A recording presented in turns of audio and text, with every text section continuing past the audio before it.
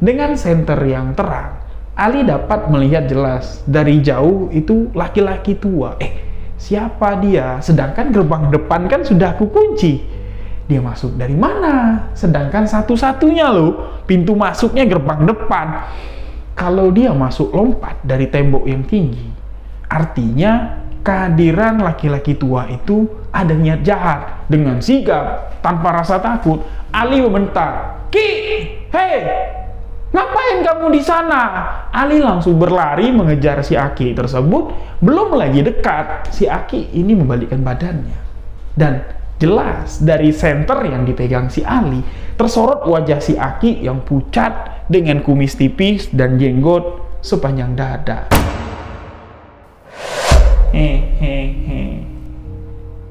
Encuk ngapain di sini? Tempat Aki di sini. Aki emang di sini.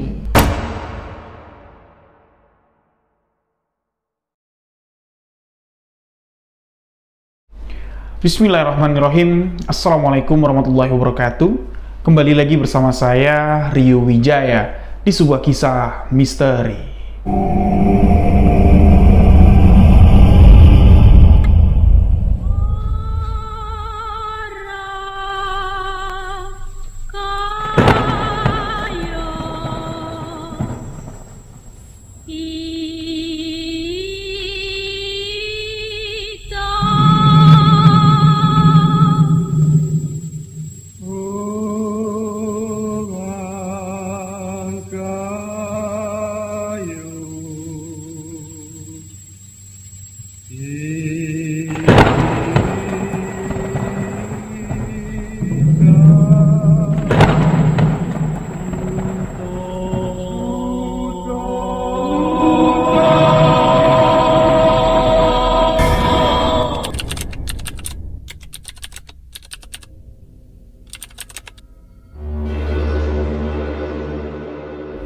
Terima kasih untuk sahabat yang telah mengklik video ini.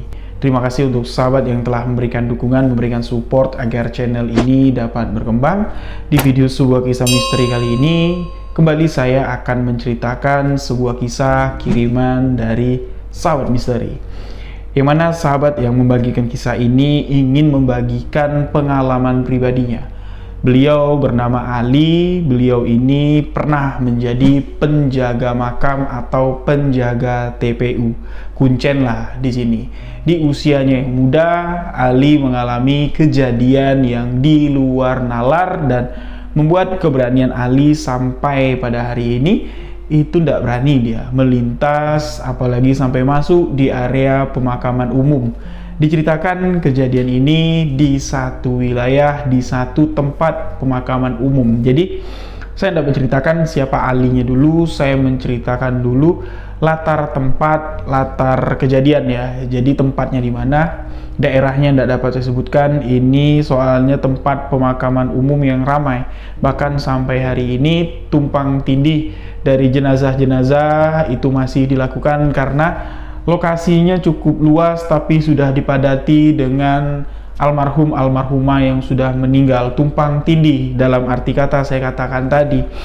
Misalnya satu keluarga meninggal, itu sudah dikebumikan di lokasi itu, di pemakaman itu sudah lebih dari 6 sampai 7 tahun. Nah, ada keluarga baru lagi meninggal, satu keluarga nih ya. Jadi dimakamkan, jenazah atau tulang belulang yang tersisa ini digeser, ditimbunlah, dimakamkan lagi di atasnya, jadi tumpang tindih. Lokasi TPU ini dikabarkan ini memang banyak sekali makam-makam tua yang sudah banyak ditimbun atau ditumpang tindih.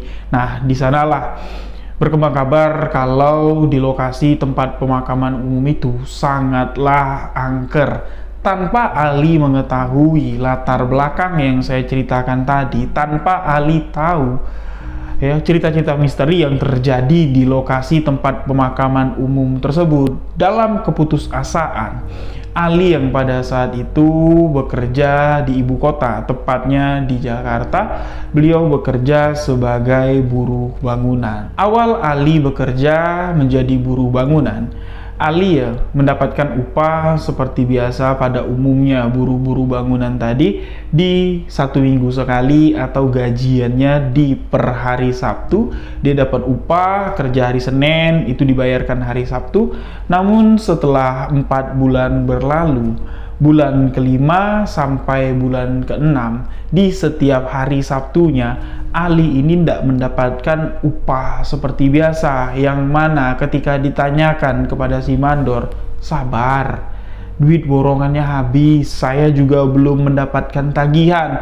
Nanti ketika dapat tagihan, duit kamu akan dibayarkan. Nah, karena Ali kesal, teman-teman yang lain juga kesal, upah tidak dibayar, dan merasa kenal dengan si pemborong atau yang megang proyek ya, sama-sama orang satu kampung.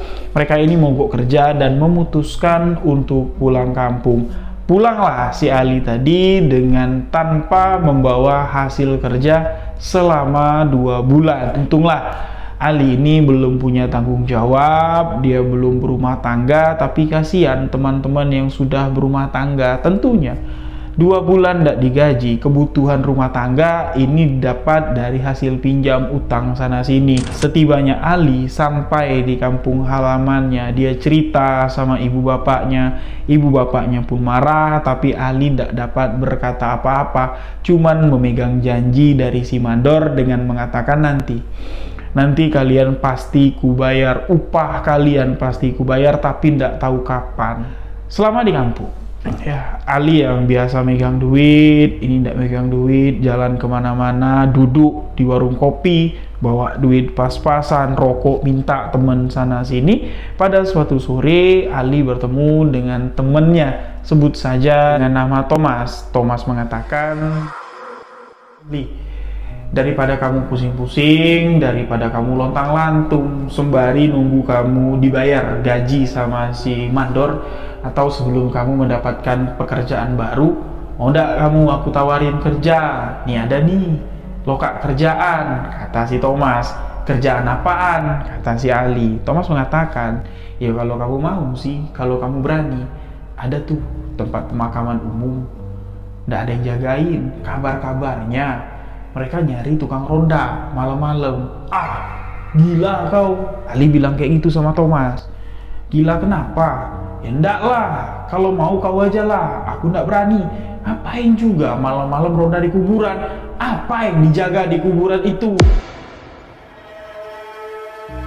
Ali bertanya kepada Thomas, "Ya enggak ada yang dijaga."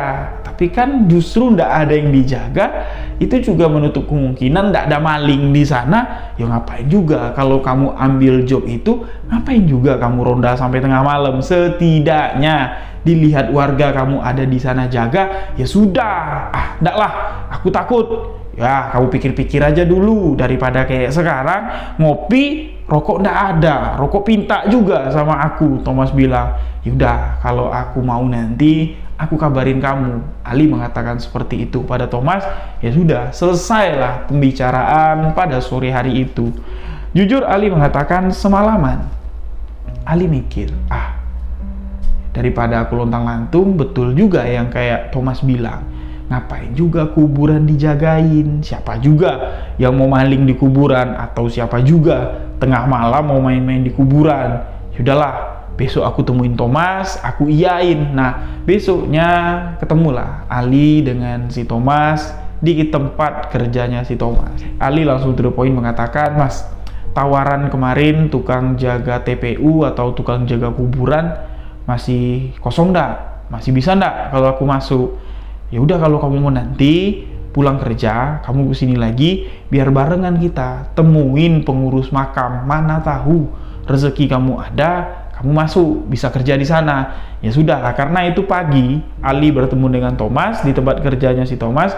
Ya sekiranya jam 4:30 lah, Ali berangkat lagi jalan kaki nih dari rumahnya si Ali ke pasar, karena Thomas ini dia jaga toko sembako. Nah, bertemulah dengan Thomas, kebetulan Thomas sudah selesai kerja.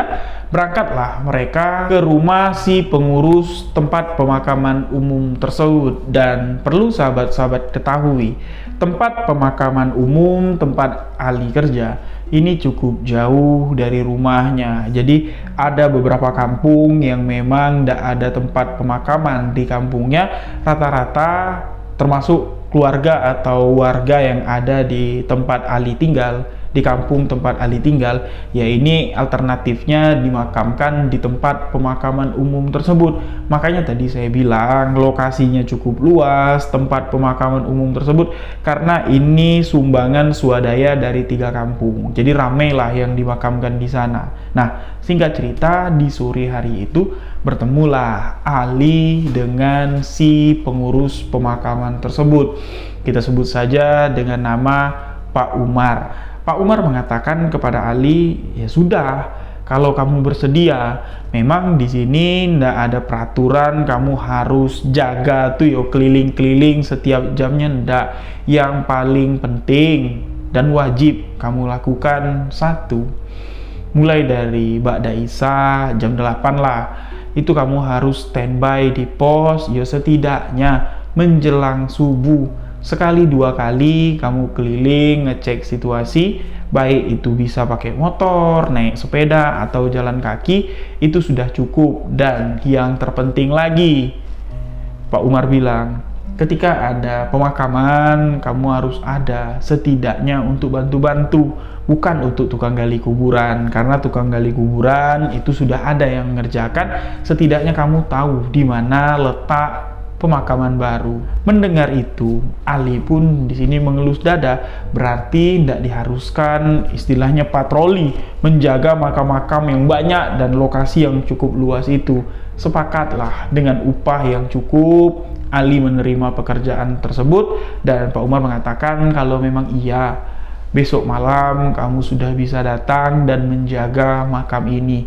Ketika ada warga yang menanya, bilang aja, aku suruhan Pak Umar untuk jaga makam ini. Ya, insya Allah tidak ada yang julid, tidak ada yang banyak tanya lagi sama kamu. Sepakat, dan tibalah di mana hari pertama atau malam pertama Ali bekerja di tempat pemakaman umum tersebut sebagai penjaga makam. Di malam pertama Ali bekerja di tempat pemakaman umum tersebut, beliau di sini belum terlalu hafal ya denah atau lokasi yang akan dijaganya. Dia datang itu sebelum Isya. Jadi Ali berbekalkan senter yang cukup terang. Ini dia mencoba berkeliling untuk melihat situasi pemakaman yang ada di sana. Ya, jadi kan Ali ini tidak terlalu sering main di kampung tersebut. Kampung tempat pemakaman umum itu ada ya. Jadi dia jalan-jalan lah. Nah, sketsa atau denah lokasi tempat pemakaman umum itu, di bagian depan itu ada pintu gerbang yang terbuat dari tralis besi. Bagian dalam itu ada pos, dan di pos itulah Ali harus standby berjaga sampai pagi tiba. Nah, TPU tempat pemakaman umum ini berada di ujung desa, yang mana kiri kanan itu tidak ada rumah, sahabat-sahabat. Tapi walaupun tidak ada rumah, tempatnya tidak terlalu serem juga. Cuman ada 2 batang besar di bagian ujung belakang tempat pemakaman umum tersebut. Lokasi tempat pemakaman umum tersebut sudah tertata rapi, jalan setapak dengan batu komblok dan blok-blok tempat pemakaman umum. Jadi 3 blok ada di sana, blok A, blok B, dan blok C.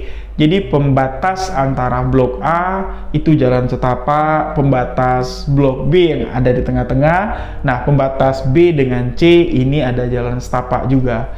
Jadi di tengah-tengah tempat pemakaman umum tersebut ini ada 2 perempatan atau 2 simpang. Kalau berjalan dari pos lurus, ini ada simpang 4. Kalau ke kiri, ini menuju ke tembok pembatas blok A. Kalau ke kanan, ini ke tengah-tengah blok B. Kalau lurus terus, itu sampai ke blok C dan pembatas tembok di blok C. Nah, perempatan kedua di tengah-tengah paling ujung ya, itu juga sama. Ke bagian blok A belakang, ke bagian tengah blok B belakang, dan ke bagian belakang blok C. Dan di ujung perempatan tengah dari blok tersebut, ini ada tembok yang menjadi pembatas dan itu jatuhnya simpang 3 ya. Cuman ada ke kiri, ke blok A belakang ujung, ke kanan blok B belakang dan C belakang. Jadi Ali sudah tahu nih denahnya, dia pun kembali ke pos dan berpikir seperti ini. Kalau situasi kuburannya seperti ini, agak malaman dikit aku patroli, rasa-rasanya tidak takut juga. Karena di situ cuma ada 2 batang besar di bagian belakang, sedangkan di blok A, di tengah blok B, itu cuma ada beberapa batang atau pohon Kamboja ya, yang ukurannya dibilang kecil, tidak juga, cukup besar lah, dikatakan seperti itu. Jadi diputuskanlah, nanti kisaran jam 11 saja. Jam 11 aku patroli, dan kalau ngantuk nanti ya di kisar-kisaran jam 1 naik jam 2 lah aku patroli kedua untuk memastikan, dan kalau sudah safety rasanya aman, ya udah kunci pintu gerbang. Ali berniat untuk tidur pada malam itu. Nah, selain Ali ini membawa senter yang cukup terang, Ali juga bawa termos, yang mana isi termos itu air seduhan kopi. Jadi kalau air kopi ditaruh di botol pastinya cepat dingin. Seruput kopi malam-malam dingin-dingin, apalagi sepi di tengah kuburan, kalau kopinya dingin ya mana asik. Nah, tak lupa juga Ali bawa cemilan dan sebungkus rokok.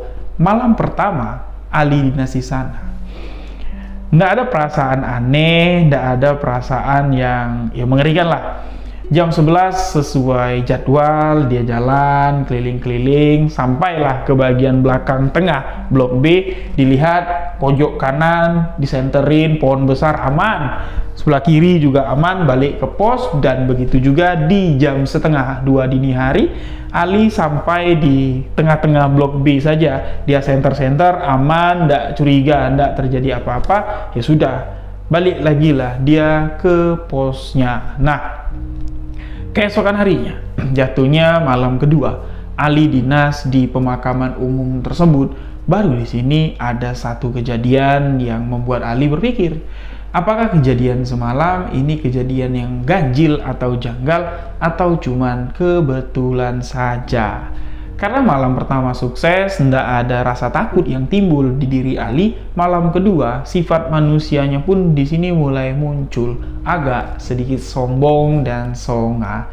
Seperti biasa, ya, lepas maghrib, jalan kaki lah Ali ini menuju ke tempat pemakaman umum tersebut. Dan Ali langsung mengunci pagar. Jadi maghrib ya, langsung dikunci pagar, dia langsung duduk di pos. Kopi sudah disediain di dalam termos, rokok sudah ada di meja pos tersebut, cemilan pun tak lupa disiapkan Ali. Waktu beranjak masuk di jam 11 malam. Yang mana di jam 11 malam Ali kembali berpatroli. Jadi sebelum Ali patroli, termosnya dibuka. Gelas yang disediakan Ali untuk ngopi disiapkan, air kopi yang ada di dalam termos yang seharusnya panas, dan malam kemarin termos itu masih panas, air kopinya di jam 1, di jam 2 dini hari, nggak tahu kenapa. Di jam 11 malam sebelum patroli pertama di malam kedua, Ali nuangin air kopi ke dalam gelas, kok nggak ada uapnya lagi. Sekali diseruput, loh, kok dingin kopiku? Kenapa?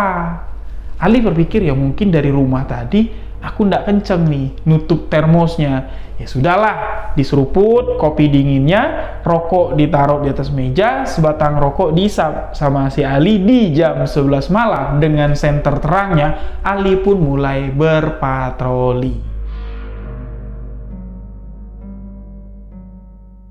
Dan di tengah-tengah blok A dan blok B, di perempatan pertama, sekelibat di perempatan kedua antara blok A dengan blok B, Ali melihat ada sesosok laki-laki yang berjalan membelakangi Ali, menuju ke arah belakang dari blok B dan menuju arah belakang blok C. Dengan senter yang terang, Ali dapat melihat jelas dari jauh itu laki-laki tua. Siapa dia? Sedangkan gerbang depan kan sudah kukunci. Dia masuk dari mana? Sedangkan satu-satunya loh pintu masuknya gerbang depan. kalau dia masuk lompat dari tembok yang tinggi, artinya kehadiran laki-laki tua itu ada niat jahat. Dengan sigap, tanpa rasa takut, Ali membentak, "Ki, hei, ngapain kamu di sana?" Ali langsung berlari mengejar si Aki tersebut. Belum lagi dekat, si Aki ini membalikkan badannya. Dan jelas dari senter yang dipegang si Ali, tersorot wajah si Aki yang pucat dengan kumis tipis dan jenggot sepanjang dada. Dengan menggunakan pakaian yang lusuh, dengan menggunakan celana hitam, si Aki itu tersenyum menyapa Ali. "Cuk, Encuk ngapain di sini?" Sontak Ali menjawab, "Loh, kok Aki nanya? Aku loh seharusnya nanya sama Aki. Aki ngapain malam-malam di sini? Aki masuk dari mana?" Si Aki cuman tersenyum sembari ketawa kecil. "Hehehe. Encuk ngapain di sini? Tempat Aki di sini. Aki emang di sini." Ali sempat terdiam. Ali menjawab pertanyaan si Aki, "Encuk ngapain di sini?" Dia menjawab, "Ki, aku tuh di sini. Aku jagain makam di sini. Aku jagain tempat pemakaman umum di sini. Aki tuh loh. Ngapain Aki di sini malam-malam?" Oh, dengan senyuman. "Oh, Encuk yang jagain makam di sini sekarang." "Yo sama, Encuk. Aki juga jagain makam di sini. Aki jaga di belakang. Encuk jaga ndak usah sampai ke belakang. Biarin Aki yang jaga di belakang."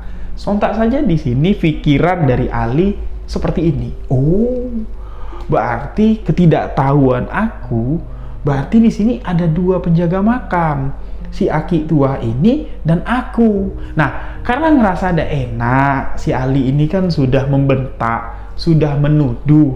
Ali minta maaf. "Oh, maaf Ki, aku baru Ki jaga makam di sini. Aku ndak tahu ternyata ada dua orang yang jaga makam di sini.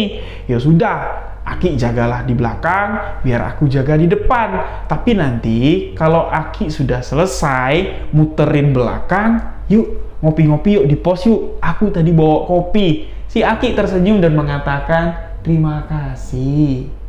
Terima kasih, Cuk." Nah, si Ali ini kan dia kan selesai nih ngecek bagian tengah antara blok A dengan blok B. Si Ali berniat dia mau ngecek bagian tengah antara blok B dan blok C dan mau mintas ke belakang. Nah, ketika si Ali belok ke kanan, ya, si Aki ini terus berjalan di persimpangan antara blok B belakang dengan blok B tengah. Lagi-lagi ketemu si Ali dengan si Aki dan tatapan wajah Aki serius menatap Ali sembari mengatakan, Cuk, ngapain kamu di sini? Sudah Aki bilang ke depan, biar Aki yang jaga di belakang. Kamu ngapain di sini? Pergilah ke depan, biar Aki jaga di sini." Berkali-kali dia mengucapkan hal tersebut. Nah, karena si Ali ini ingat apa yang dikatakan Aki tadi, aku yang ngurus di belakang, yang jaga di belakang, dia pun merasa enak. "Ya udah Ki, kalau kayak gitu aku ke depan ya, aku tunggu di pos, kita ngopi-ngopi." Si Aki tidak menjawab dan terus berjalan lurus. Nah, baliklah lagi si Ali ini ke belakang. Jadi dari jam 11 si Ali ini duduklah, ya, sembari berpikir menatap ke arah bagian belakang. Dia duduk di pos nih ya, dia ngadap ke pohon besar penanda kalau itu bagian belakang tembok. Dia duduk sembari ngerokok nih. Aki tadi kemana ya? Kok nggak balik-balik? Padahal janjinya tadi kan mau ngopi di sini nemenin aku. Atau si Aki ada kopi, mungkin ada pos di belakang, atau duduk di mana? Kalau pulang nggak mungkin, kan pintu gerbang di sini. Nah, jadi dengan lamunan seperti itu, sembari memikirkan si Aki, waktu tidak terasa ini sudah hampir di jam 1 dini hari. Dan lagi-lagi, ya, di jam 1 dini hari, jadwalnya si Ali ini untuk ronda yang kedua. Dia baru mau berdiri, baru mau ngambil sarung ya, yang biasa jadi tutupan badan ya, jadi selimut di badan lah kayak gitu istilahnya, sambil dia ngeronda. Baru saja mau berdiri ngambil sarung yang tergantung, tiba-tiba saja si Ali ini mendengar suara dengaman. Cuk, mau kemana? Jadi Ali yang mendengar itu, dia tidak langsung noleh. Dia mendengarkan suara itu, mencoba untuk mengingat, kenal nggak kira-kira aku dengan suara itu? Oh yo Aki, dia bilang. Noleh ke belakang, si Aki itu sudah duduk sembari mainin jenggotnya. Cuk, kamu mau kemana? Katanya kamu mau nungguin Aki. Aki sudah di sini, kamu mau pergi. Mau kemana? Hehehe, sembari ketawa kecil. Nah, karena dia, Ali ini ngerasa ada teman dan berpikir bagian belakang toh sudah dijaga sama si Aki. Pastilah sebelum Aki kesini, dia patroli ke belakang. Nah, jadi dah duduklah lagi. Ya, duduk bersampingan seperti ini. Di depannya si Ali ada meja. Di meja itu ada termos, ada gelas kopi, dan di situ ada rokok. Nah, niat baik si Ali tadi karena sudah nawarin si Aki tua ini tadi untuk ngopi, langsunglah diambil termos, gelasnya diambil, kopi yang sudah dipastikan Ali dingin. Ya, karena kan di jam 11 saja tadi udah dingin. Ya, dituang sama Ali. Sebelum dituang, Ali ngomong sama si Aki, "Ki, hampura atuh Ki, ini kopinya udah ndak anget lagi, mungkin termosku tadi ndak rapet nutupnya, tapi ndak apa-apa ya Ki ya, buat melek-melekin mata dikit, enak kok." Sembari si Ali menuangkan kopi tersebut. Dan anehnya di sini, sahabat-sahabat, kopi yang sudah dipastikan Ali dingin, tiba-tiba saja ketika dituang ke dalam gelas yang ada di hadapan Aki, ini tiba-tiba saja uap panasnya naik, dan dipastikan ketika Ali nuang, dikit-dikit kan muncrat kopi itu ke tangannya. Ih, panas, dia bilang. Si Aki cuman tersenyum dan mengatakan, "Terima kasih, Cuk. Terima kasih." Nah, Ali yang sudah menuangkan kopi, ini ya, naruh termosnya ke atas meja yang ada di depan Ali. Jadi jatuhnya Ali kan berhadapan dengan Aki nih, nuangin gelas. Mejanya di belakang Ali jatuhnya. Dia membalikkan badan, naruh termos, berniat mau ngambil rokok, mau kasih ke Aki, mana tahu si Aki juga ngerokok. Ketika ngambil rokok, Ali mau ngadap ke Aki lagi, si Aki udah nggak ada lagi. Menghilang dengan kopi panas yang ada di samping Ali. Ali mengatakan pada saat itu perasaannya campur aduk, sahabat-sahabat. Takut ya pasti, karena si Aki-Aki tadi munculnya misterius dan menghilangnya itu yo seketika saja.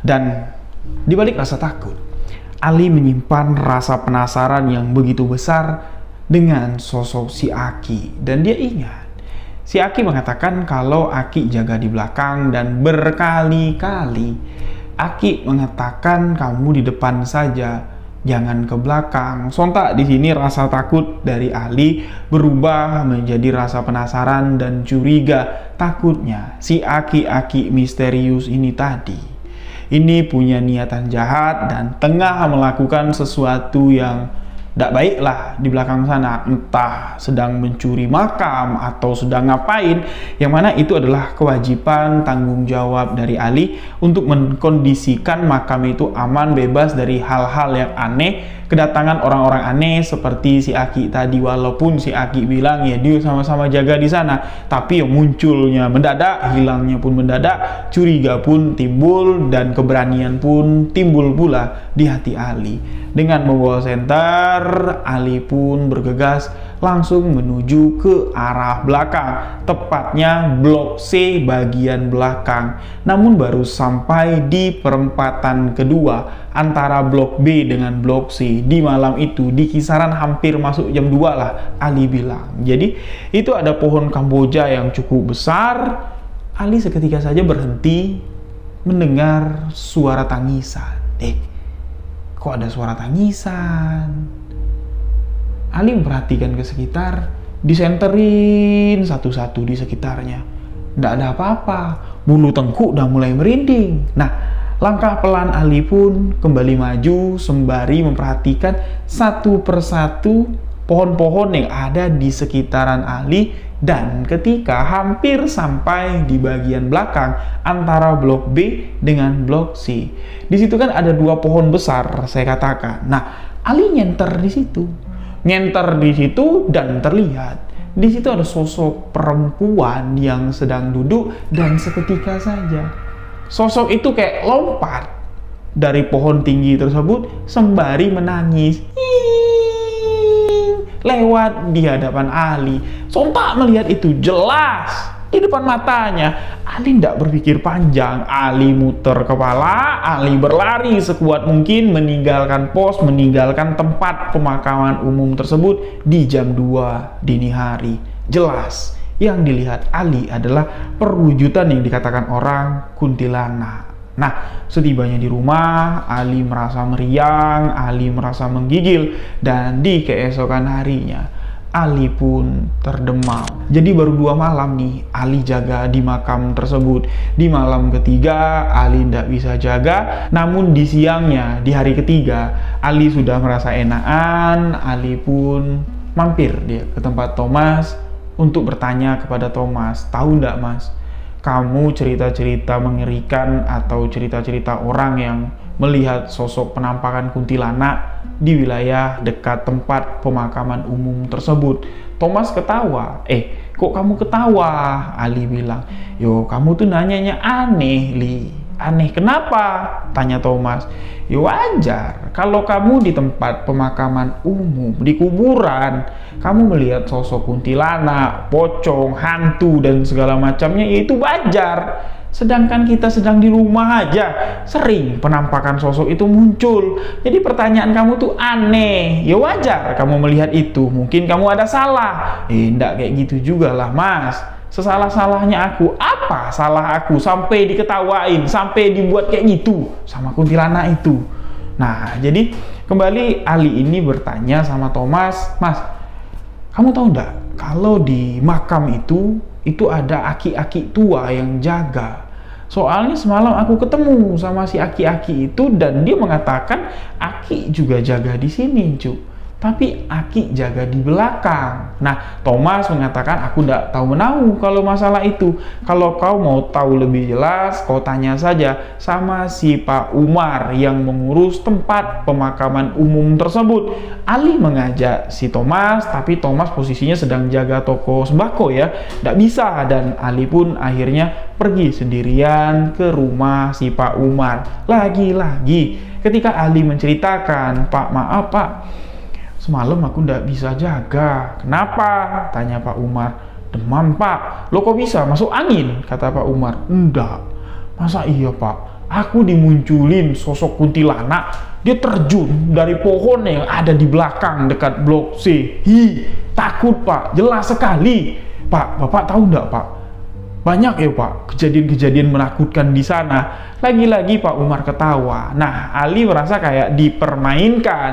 Ali pun marah sama Pak Umar. Kalau kayak gini Pak, kalau memang nyatanya tempat pemakaman umum itu angker, ya sudahlah, aku tidak nerusin lagi kerjaan ini. Tapi Pak Umar mencoba untuk meyakinkan Ali dan menceritakan realita dari pekerjaan yang dikerjakan oleh Ali yang menjadi tanggung jawabnya. Li, itu kan kuburan nak. Ya wajar lah kalau ada setan iblis yang menjelma untuk menakut-nakuti kamu. Ya baca aja ayat tuh kursi, kamu tidak perlu takut. Semakin kamu takut, bayangan itu semakin menghantuimu. Betul juga nih apa yang dikatakan Pak Umar dalam hati Ali. Dan Ali menanyakan tentang sosok laki-laki tua yang misterius yang semalam ditemui oleh Ali. Nah, kalau sosok laki-laki tua Pak dengan menggunakan pakaian lusuh, menggunakan celana kain menggunakan celana dasar berwarna hitam dengan kumis tipis, jenggot sedada, itu siapa Pak?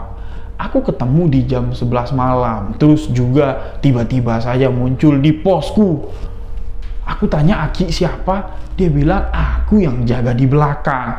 Nah, dari wajah Pak Umar, sepertinya Pak Umar ini menyembunyikan sesuatu, tapi Pak Umar mengatakan, ya tidak tahu.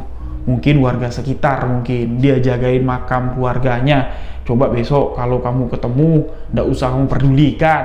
Yang penting dia ndak bawa cangkul atau ndak terlihat mencurigakan. Ya sudah, biarin aja. Yang penting kamu kondisikan ndak ada anak-anak nakal, mabuk-mabukan di situ. Nah, Pak Umar mengatakan, kenapa Ali harus jaga? Karena belakangan ini banyak anak-anak nakal yang memanfaatkan situasi lingkungan pemakaman umum yang tertutup, ngumpul-ngumpul di bagian pojok. Itu banyak yang mabuk-mabukan, botol minuman pun banyak ditemukan di bagian pojok sana dan menyebabkan anak-anak itu kesurupan. Nah, ada juga beberapa dari yang kesurupan ini, 2 diantaranya ini sampai sekarang kayak ingatannya tuh nggak balik, kayak linglung. Nah, 1 diantaranya saking kan takutnya, entah apa yang dia lihat, entah karena pengaruh mabuk alkohol, dia halusinasi, ini sampai ada yang nyebur kali yang ada di seberang tempat pemakaman umum dan meninggal dunia. Nah, jadi kamu tuh bukan jagain ya orang-orang aneh, kamu tuh jagain pemuda-pemuda sekitar aja, biar ndak terulang lagi kejadian seperti itu. Oh, kayak gitu ya Pak. Ali kan nggak tahu, karena dia kan baru balik ke kampung itu. Nah, jadi dengan pemahaman, dengan tunjuk ajar yang diberikan oleh Pak Umar, Ali pun kembali menguatkan niatnya untuk jaga di tempat pemakaman umum pada malam kelima. Nah, di malam kelima inilah, sahabat-sahabat, malam puncak ketakutan, kegelisahan sekaligus pertanyaan dari Ali terjawab, siapa sosok laki-laki tua tersebut. Namun sebelum saya menceritakan bagian puncak dari kisah ini, untuk sahabat-sahabat yang suka mendengarkan cerita misteri pendek, boleh mampir ke TikTok Sebuah Kisah Misteri Official. Video-video pendek, cerita-cerita horor yang menakutkan dan menyeramkan sudah mulai tayang satu persatu. Kalian tahu nggak, ada pesugihan yang mengharuskan pelaku pesugihan tersebut. Kalian harus tahu, ada cerita pemandi jenazah yang mengerikan. Gua Rio Wijaya, gua suka cerita horor. Di TikTok Sebuah Kisah Misteri Official. Gasken, jangan sampai ketinggalan. Kembali ke Ali. Balik dia ke rumah setelah mendengar penjelasan dari Pak Umar dan menganggap sosok laki-laki tua itu adalah warga desa yang sengaja datang ke sana untuk menjaga makam dari keluarganya. Nah, seperti biasa, sehabis sholat maghrib, Ali jalan kaki lah menuju ke tempat pemakaman umum. Karena tidak mau kejadian serupa kopi dingin terulang lagi, Ali di sini ngambil termos. Sebelum termos ditutup, diikat dulu pakai plastik, pakai karet, baru tutup. Termos itu ditutup rapat. Bisa dipastikan kopiku ndak bakal dingin lagi, karena Ali tidak mau kejadian serupa terulang. Dan sampailah Ali di tempat pemakaman umum tersebut. Nah, ndak seperti malam kedua, Ali ndak langsung mengunci gerbang depan tempat pemakaman umum. Tapi Ali di sini sengaja membukanya dengan niatan nanti kalau ada yang mau mampir, setidaknya ada teman ngobrol. Tapi kalau ditutup, ya orang nggak ngeliat di pos itu ada siapa. Jadi dibukalah setengah sama si Ali di jam 8 malam. Biasa Ali masih santai, karena di jam 11 Ali merasa takut karena nggak mau ketemu sama kuntilanak. Di jam 10 malam lah Ali mulai berpatroli. Dan Ali patroli ini mengitari seluruh bagian dari pemakaman umum tersebut. Setiap sudut dari blok A, blok B, dan blok C ini didatangi oleh Ali. Nggak terjadi apa-apa, nggak ada siapa-siapa. Aman di jam 10 malam tersebut. Ali kembali ke pos, ngirup kopi panas sembari sebatang, duduklah Ali di sana. Tapi niat hati Ali yang awalnya cuma patroli di jam 10 tadi, matanya ini tidak mau tidur. Jadi kebayang-bayang wajah si Aki, jam sekarang kira-kira kalau aku ke belakang ketemu lagi ndak yo sama si Aki itu, tapi nanti kalau aku ke belakang lagi itu ada kuntilanak, ndak lah. Jadi jam 1 lewat, masuk di jam 2 malam. Nah, di jam 2 malam nggak tahu kenapa, keberanian dari mana. Pokoknya Ali kayak langkah kakinya itu digerakkan oleh keberanian yang luar biasa. Dia langsung menuju ke tempat pemakaman umum di bagian blok C belakang. Dia tidak lewat selurusan jalur posnya. Kalau lewat selurusan jalur pos berarti dia kan menyusuri bagian blok A dan blok B. Dia tidak.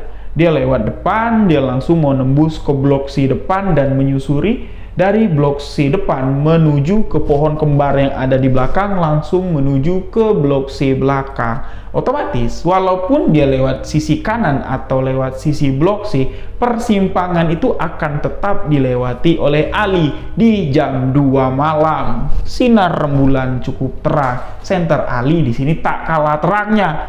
Berjalanlah Ali menyusuri blok C bagian depan sampai di tengah blok C, simpang 3 jatuhnya. Dia berdiri, nyenter dia ke bagian blok B, aman. Nyenter lagi ke ujung lagi, aman blok A. Pelan-pelan lagi dia berjalan, tapi di tengah-tengah blok B itu ada pohon Kamboja yang tempat kuntilanak. Ali tidak noleh ke situ. Dia buang muka, dia tidak nyenter, sampailah Ali di pertigaan sebelum sampai ke pojok belakang. Nah, di situ Ali berhenti dan Ali bertemu lagi dengan si Aki tua. Tapi perwujudan Aki tua ini agak sedikit lain, sahabat-sahabat. Lainnya, yang kemarin si Aki tua ini pakai baju kayak baju garis-garis kayak batik ya. Kancing tengahnya tuh rapi sampai ke atas. Tapi ini enggak. Si Aki itu membuka bagian kancingnya jadi dadanya kelihatan. Dada yang kurus itu kelihatan dan tatap mata dari si Aki itu berbeda. Suaranya pun berbeda, tidak ada senyuman lagi di wajah si Aki tua. Dia menegur Ali dengan keras. Cuk, ngapain kamu di sana? Kamu tidak dengar apa yang ku pesankan? Bagian belakang, aku yang jaga, Cuk. Pulang kamu sekarang. Ali yang mendengar itu ciut nyalinya. Dia tidak berani menatap Aki yang sembari mendekat ke arah Ali. Suara langkah Aki pun di sini berbeda loh, sahabat-sahabat. Seperti badan kurus si Aki ini memiliki bobot yang besar. Ternyata bukan suara langkah Aki yang terdengar gempar, tapi di belakang Aki ada sosok tinggi besar yang mengikuti setiap langkah Aki dengan taring yang panjang, dengan satu mata yang ada di tengah-tengah wajahnya menyorot kuning merah seperti api yang menyala. Sosok itu mengikuti langkah Aki. Sosok itu terus mendekat ke arah Ali. Ali yang di bagian sudut sekarang, ya, bagian sudut sebelah kanan ini kuburan, di sebelah kuburan itu tembok. Dia tidak tahu harus lari kemana dan seketika saja Ali yang di pertigaan lurus, ini sosok Aki yang mendekat di sebelah kanan, pojokan kuburan, dan dia melihat di pojokan kuburan di bawah batang besar itu sosok Aki yang lain dengan rupa yang sama itu duduk di sana sembari melambaikan tangan. Cuk, sini, sini, sini kamu. Seakan-akan memberi isyarat, ayo sini, ayo sini. Nah, Ali bingung. Apa yang mau kulihat? Itu Aki, ini Aki. Tapi ketika dia melihat Aki yang duduk di pojokan di atas kuburan, itu betul perwujudan Aki yang kemarin dia lihat dengan baju rapi, dengan raut wajah yang baik. Ketika dia melihat ke sosok tinggi besar yang mendampingi si Aki, Akinya sudah tidak ada lagi. Sosok tinggi besar itu semakin dekat dengan Ali. Tidak tahu perwujudan Aki yang menyeramkan tadi itu kemana. Yang jelas Aki yang terus memanggilnya di pojokan, "Encu, sini, sini, sini." Ali langsung berlari mendekatin si Aki yang ada di pojokan, sedangkan sosok yang menyeramkan ini terus mendekat dengan perwujudan-perwujudan lain ini mendampingi sosok tersebut. Kuntilanak, pocong, ada yang ngesot, ada yang berjalan seakan-akan ya kayak zombie, kayak baru keluar dari kuburan di jam 2 malam di bawah terangnya rembulan. Ali menyaksikan itu semua dan si Aki yang duduk terpaku di atas kuburan mengatakan kepada Ali, "Ju, Encu pergi dari sini. Encu lari ke arah keluar. Jangan pernah menoleh ke belakang walaupun ada suara-suara yang memanggil Encu. Kalau di depan Encu ada yang menghadang, tabrak saja. Lintasi saja. Lalui saja. Jangan pedulikan semua yang Encu lihat. Pikirkan jalan pulangmu. Pulang dan jangan pernah datang ke sini lagi." Sudah Aki katakan, bagian belakang biarlah aku yang menjaganya, biarlah aku yang di sini. Pulanglah, Cu, pulang. Nah, ketika si Aki menepuk pundak si Ali merasakan sesuatu yang berbeda. Kayak apa ya? Kayak kesedihan. Kayak sesuatu kesedihan lah yang ingin disampaikan oleh si Aki yang duduk terpaku di atas kuburan, duduk terpaku, tidak bisa berdiri, menepuk pundak Ali seakan-akan memberi energi, memberi semangat, dan menitipkan rasa sedih. Ali pun mengiyakan apa yang dipesankan oleh si Aki. Ali pun berlari. Sendalnya dilepas, senternya dibuang, Ali berlari secepat mungkin. Dan ada baiknya juga, sahabat-sahabat, Ali tidak mengunci pagar depan tempat pemakaman umum tersebut. Jadi langsung lari saja. Rokoknya ditinggal, kopinya ditinggal, Ali tidak memperdulikan itu semua. Bayangkan, di jam 2 dini hari, kampung itu sepi sekali. Dan sosok-sosok yang dilihat Ali sungguh mengerikan. Dan setelah Ali keluar dari TPU tersebut, dari kawasan tempat pemakaman umum tersebut di jam 2 dini hari, dia di sini lantas berpikir kalau pulang ke rumah ini masih jauh. Satu-satu yang dekat adalah rumah dari Pak Umar, si pengurus tempat pemakaman umum yang tidak jauh dari sana. Lanjutlah, di tengah malam Ali gedor-gedor rumah Pak Umar. "Pak, tolong Pak, tolong. Bapak bilang tidak ada setan di sana. Bapak bilang tidak ada hantu di sana Pak. Tolong Pak." Sampai kiri kanan warga-warga yang ada di sekitar rumah Pak Umar keluar dan bertanya kepada Ali, "Hei, ngapain kau gedor-gedor rumah orang tengah malam kayak ini?" "Pak, Bu, maaf, tolong Pak, aku dikejar hantu." "Memang kau dari mana?" "Aku yang jaga makam di sana Pak, aku kerja di sana Pak, disuruh Pak Umar."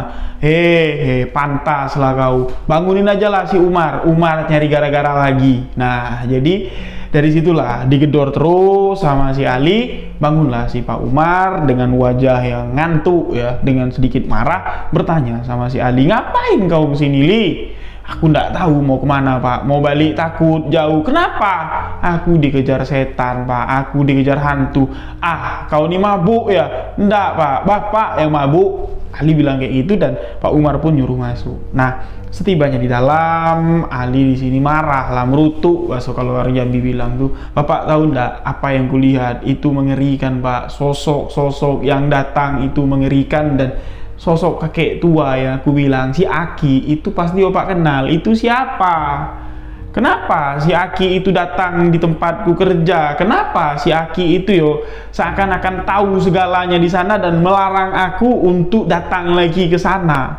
Nah, barulah di sini Pak Umar sedikit bercerita tentang sejarah tempat pemakaman umum tersebut dan kenapa belakangan ini Ali atau Pak Umar lah jatuhnya di sini mencari penjaga makam, yang mana sebelum Ali itu sudah bertahun-tahun tidak ada penjaga makam yang kerja di sana dan tidak ada yang betah kerja di sana. Samalah kejadiannya kayak si Ali. Pak Umar menceritakan kalau, "Maaf lah Li, Bapak tuh cuman khawatir saja." Khawatir dalam arti kata belakangan ini, sebelum kau masuk kerja di tempat Bapak, Aki yang kau bilang itu berkali-kali datang ke rumah ini. Entah apa maksud dan tujuannya, yang mana si Aki itu semasa hidupnya memang mengenal Bapak. Asal kau tahu, ya memang tempat dia di sana. Hidup dan matinya memang di tempat pemakaman umum tersebut. Nah, diceritakan sama Pak Umar, laki-laki itu orang baik. Tapi kami orang kampung sini tidak tahu beliau itu datang dari mana, asal usulnya dari mana. Dia datang ke kampung ini usianya itu sudah hampir menginjak 70 tahun. Dia datang ke tempatku, dia minta kerjaan sama aku karena dia tahu dari warga-warga desa kalau akulah pengurus tempat pemakaman umum tersebut. Nah, jadi dia datang ke tempatku minta izin untuk menempati pos tempat pemakaman umum tersebut untuk numpang tinggal di sana sekaligus merawat, menjaga makam-makam yang ada di sana tanpa minta upah. Asal diizinkan tinggal di sana saja, biarlah makan dia cari di tempat lain. Nah, mendengar itu aku pun iba, aku pun kasihan, dan aku pun memperkerjakan laki-laki tua itu sebagai penjaga tempat pemakaman umum tersebut. Jujur setiap bulan beras, apalah kebutuhan dia itu kepenuhi. Memang hitungannya ndak ada gaji. Nah, kurang lebih sekitar 4 atau 5 tahun lah, aku lupa. Dia bekerja di sana sampai pada suatu hari ajalnya pun tiba. Beliau meninggal di tempat itu, di pemakaman umum tersebut. Kami pun baru sadar ketika sore hari, ketika aku mau mengantarkan makanan untuk laki-laki tua tersebut di pos.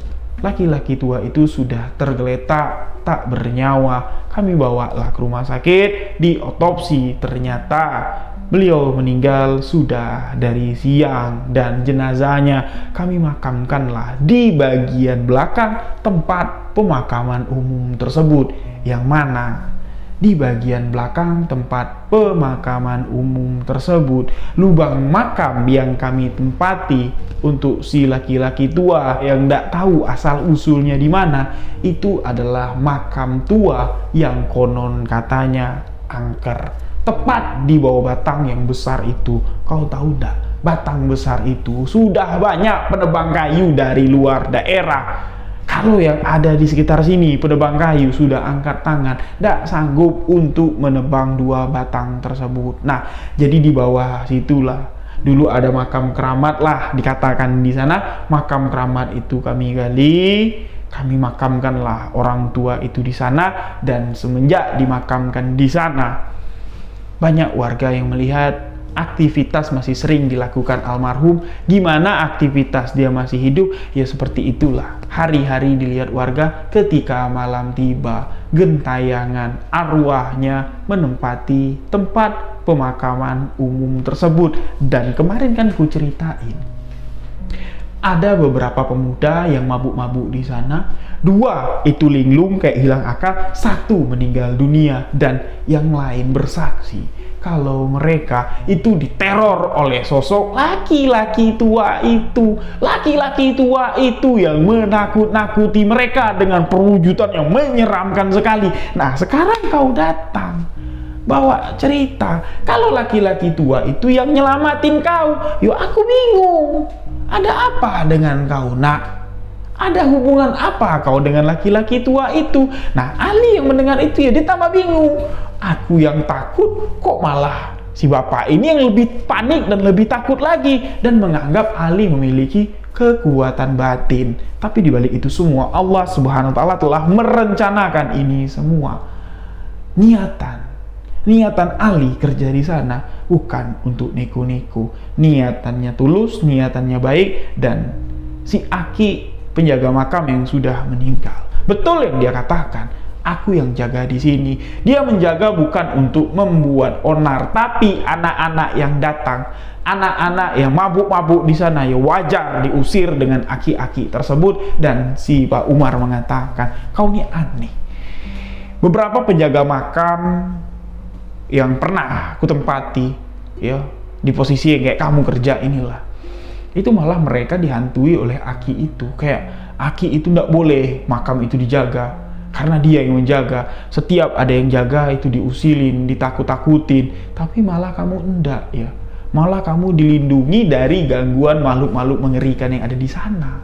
Malah sebaliknya, Ali pun tidak bisa menjawab, dia cuma dapat beristighfar. Dan di malam itu juga lah, si Ali mengatakan, ya sudahlah Pak, anggap saja berapa hari aku kerja di sini sebagai pengalamanku saja. Aku tidak minta upah karena belum seminggu, belum sebulan, jauh sekali. Besok Bapak carilah penjaga makam yang lain. Dan cuman satu gambaran yang Ali ambil dari kejadian itu ketika si Aki ini ya nepuk pundaknya.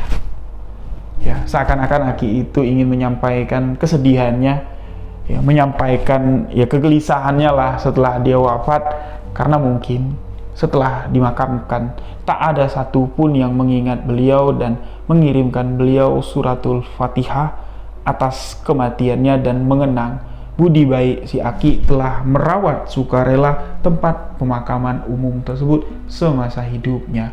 Jadi permintaan Ali cuma satu kepada Pak Umar, pengurus tempat pemakaman umum tersebut, ya setidaknya Pak, batu nisan yang ada di sana ditulislah namanya siapa, ke Fulan bin Fulan, atau Bapak mengenal namanya siapa, setidaknya ditulis dan didoakan. Ya, didoakan Fulan bin Fulan yang ada di sana agar tenang, dan berterima kasihlah kepada Fulan bin Fulan yang semasa hidupnya telah mengabdikan dirinya menjaga makam-makam yang ada di kampung ini. Nah, dari situ juga saya ingin mengajak sahabat-sahabat semua, mari sama-sama kita doakan almarhum Fulan bin Fulan yang ada dalam kisah ini, yang saya beri ya nama karakter Aki penjaga makam. Marilah kita doakan, walaupun namanya tak tahu, namun niat hati kita terkoneksi dari gambaran cerita yang saya sampaikan. Insya Allah, Allah akan menempatkan doa-doa kita yang kita khususon untuk Aki penjaga makam Fulan bin Fulan, agar amal ibadahnya semasa hidup dapat diterima Allah Subhanahu wa Ta'ala, ampunan dosa dan dilapangkan kuburnya senantiasa didapatkan Aki Fulan bin Fulan. Al-Fatihah kita kirimkan dengan tulus hati. Dan inilah sebuah kisah misteri, kisah nyata penjaga makam. Apa yang terjadi kepada Ali? Dia kembali ke ibu kota tapi tidak ke Jakarta. Dia di Tangerang untuk ikut proyek, dan Ali pun melanjutkan hidupnya. Kisah ini dikirimkan Ali pertengahan bulan kemarin dan baru dapat saya ceritakan di awal bulan ini. Dan posisi Ali yang mengirimkan kisah ini itu dia setelah berada di Tangerang, dan kejadian ini baru beberapa bulan saja terjadi. Terima kasih Ali telah mengirimkan kisah yang sangat menarik sekali. Ambil hikmah pelajaran dalam kisah ini banyak sekali sahabat-sahabat. Pertama, ketika niatan kita baik, berada di tempat yang mengerikan, yang menyeramkan seperti di kuburan, tapi niat Ali tidak pernah neko-neko. Niat Ali pun di sini terkoneksi dengan penjaga yang ada di sana, malah sosok gaib yang ditakuti warga yang sering bergentayangan dan menghantui warga ini malah membantu Ali untuk lepas dari gangguan makhluk-makhluk gaib yang ada di sana. Itu karena apa? Karena niatan Ali lillahi ta'ala, lantaran Allah Subhanahu wa ta'ala untuk mencari rezeki yang halal, walaupun hanya sekedar menjadi penjaga makam. Jangan pernah kita menilai kecil profesi seseorang. Kita tidak tahu niat hati beliau bekerja untuk apa, entah untuk satu cita-cita yang mulia, entah untuk menjadi tulang punggung keluarga. Jangan pernah menganggap remeh satu profesi yang tengah digeluti setiap insan. Di mana kita berdiri, disitulah langit dijunjung. Terima kasih. Jika ada salah kata, salah ucap dalam penyampaian kisah ini, saya mohon maaf beribu maaf. Dan inilah sebuah kisah misteri yang diangkat dari kisah nyata. Lebih baik menceritakan sebuah kisah misteri daripada menyembunyikan fakta di balik sebuah realita. Rio Wijaya undur diri, sampai jumpa di video selanjutnya. Wabillahi taufik wal hidayah. Wassalamualaikum warahmatullahi wabarakatuh. Salam sebuah kisah misteri.